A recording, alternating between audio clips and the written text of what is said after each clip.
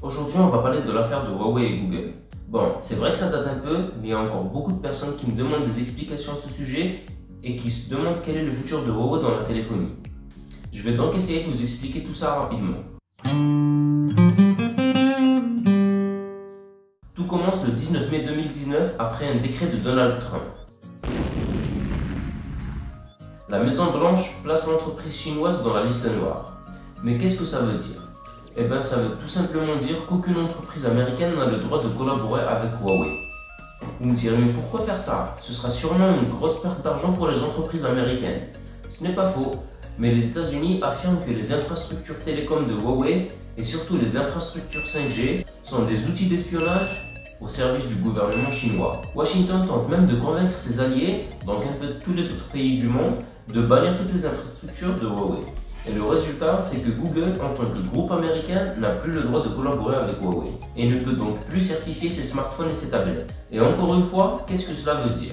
Eh bien, cela veut tout simplement dire que les smartphones et les tablettes de Huawei ne pourront plus bénéficier des services de Google, comme le Play Store ou YouTube ou toutes les applications affiliées à Google. Quelle est donc la suite pour Huawei après ça? Huawei a longtemps insisté sur son envie de renouer des relations normales avec Google.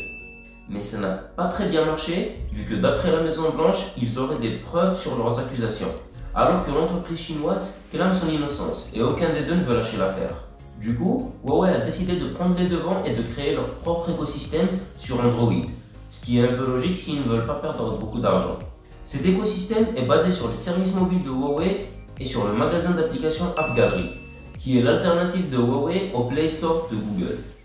Il y a déjà plusieurs téléphones commercialisés avec le service de Huawei, comme le Mate 30 Pro ou le P40 Pro dont je vous parlerai dans une prochaine vidéo. Il faut savoir que de base, vous n'aurez accès à aucune application utilisant les services de Google, mais il existe quand même des solutions pour les gens qui veulent acquérir un des derniers smartphones de Huawei et qui veulent en profiter pleinement.